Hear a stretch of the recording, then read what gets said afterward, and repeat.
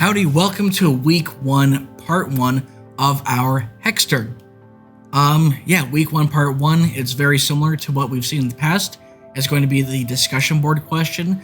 However, like certain discussion boards that we had previously, if you participate in the meetings that we are going to have, that is an expectation that you show up, that will be counted as credit.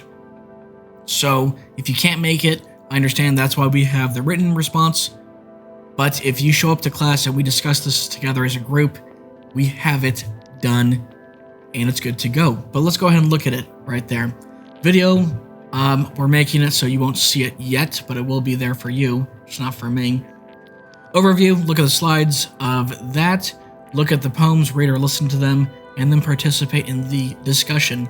Slideshow's right there. If you want, you can hit the expand button there. And when it loads up, you will have the slideshow right there. Important thing to look at, the terms to know.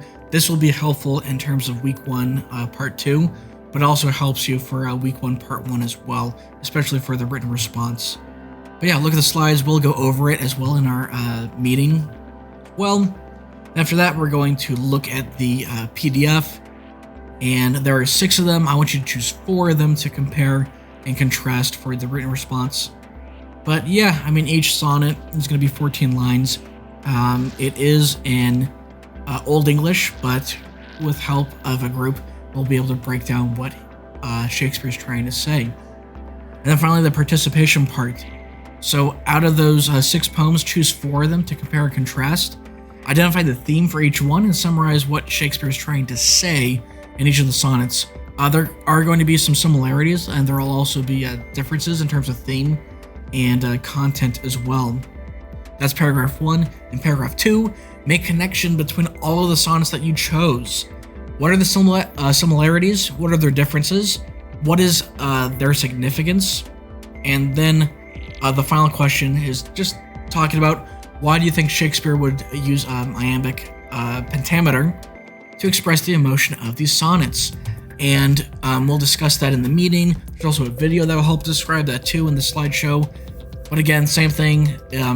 I would lean towards more 10 sentences, at least, given that you're going to talk about 4 sonnets. I would actually say that each paragraph should be more than 10 sentences, but that's just the guideline there.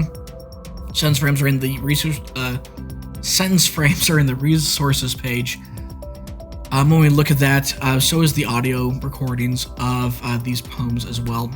But when we look at that, I would encourage you to come up with your own sentence frames. It's always going to be more beneficial and more effective than using a template. But if you need the template, it's there for your help.